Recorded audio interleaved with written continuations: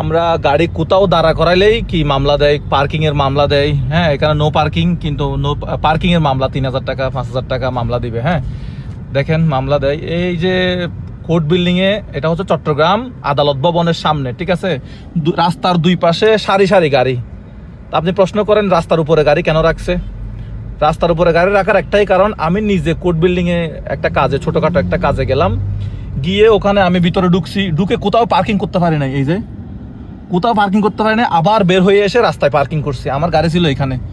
এই যে ওদের গাড়ি দেখতেছেন রাস্তার ডান পাশে দেখেন, এই যে এই পাশেও দেখেন, এগুলো সবগুলো আদালতের, হয়তো আইনজীবীর গাড়ি, কিছু কিছু আইনজীবীর গাড়ি, আর কিছু কিছু হচ্ছে যারা আদালতে বিভিন্ন সার্ভিস নিতে আসছে, মামলা মোকদ্দমার কাজে আসছে। এই যে তাদের গাড়িগুলো সবগুলো লাইনে ধরে দাঁড়ানো। এখন ভাই আপনি এখানে নো পার্কিং এর মামলা দিলে হবে না, আপনাকে পার্কিং এর ব্যবস্থা করতে হবে। আমি কোন একটা সুপার শপে বাজার করতে গেলাম, গাড়িটা রাখবো কোথায়? গাড়িটা রাখতে হবে আমাকে রাস্তায়, মেন রাস্তায় রাখতে হবে। কারণ সুপার শপ দিছে কি নিচতলায়, অথচ নিচতলায় পার্কিং থাকার কথা। একটা 5তলা বিল্ডিংয়ে, একটা 6তলা বিল্ডিংয়ে নিচে 2তলা 3তলা কি, অথবা 1তলা 2তলা কি পার্কিং থাকার কথা, সেখানে পার্কিং নাই। মানে আপনি বিল্ডিং যেমন তেমন ভাবে বানাই দিচ্ছেন, ব্যবসা প্রতিষ্ঠান করতেছেন। কিন্তু সাপোজ আমি একটা আপনাকে উদাহরণ দিব এখন।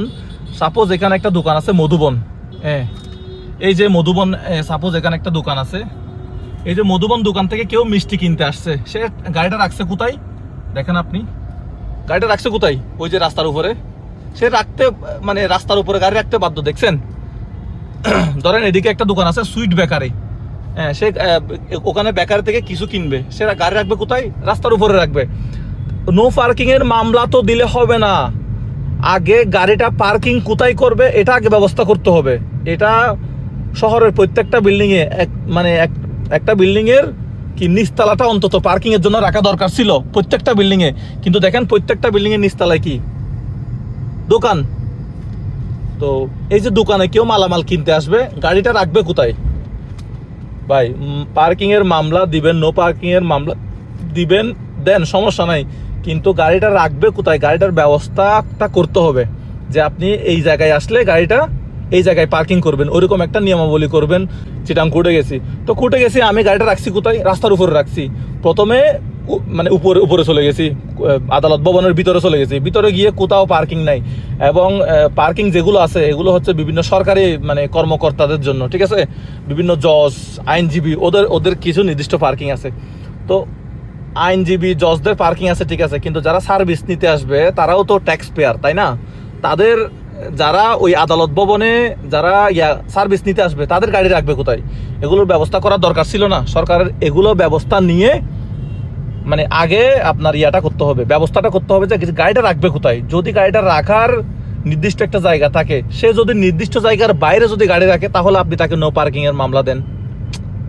অবশ্যই মামলা দেওয়া উচিত। মামলা দিলে সরকারের রাজস্ব, সরকার ইনকাম পায় এখান থেকে। সো এই আর কি কিছু মানে কথা শেয়ার করলাম, এগুলো হচ্ছে বাস্তব অভিজ্ঞতা থেকে। আমার গাড়িতে কেউ নাই, হ্যাঁ, আমার কোনো ড্রাইভার নাই, তা আমি আদালত ভবনে গেছি, গাড়িটা রাখছি কোথায়? রাস্তার উপরে, কিছু করার নাই। এই ভদ্রলোক দেখেন, আবার আমি একটা মানে নির্দিষ্ট স্পিড আসতেছিলাম, হুট করে আসি ঢুকাই দিছে। সো যাই হোক, এই আর কি। এটা হচ্ছে মানে আপনারা যারা গাড়ি চালান তারা হয়তো জিনিসটা বুঝতে পারবেন। মানে আমাদের দুঃখটা আসলে, মানে এত টাকা সরকারকে বছরে 60,000 টাকা এই গাড়ির জন্য আমি সরকারকে ট্যাক্স দেই। 60,000 টাকা 12 মাস অন্তর অন্তর এই গাড়ির জন্য সরকারকে আমি মানে 60,000 টাকা ট্যাক্স দিই সরকারকে। অথচ আমি রাস্তায় গাড়ি রাখতে পারি না। অথচ রাস্তায় এখানে কি হকার এই দোকান বসতে পারে, তারপরে ব্যাটারি রিক্সা চলতে পারে, অথচ তারা সরকারকে কিছু দেয় না। কিন্তু আমরা সরকারকে 12 মাস অন্তর অন্তর 60,000 টাকা দিই, নিজের ইনকাম করা টাকা, চুরি করা টাকা না। কিন্তু এই হচ্ছে অবস্থা।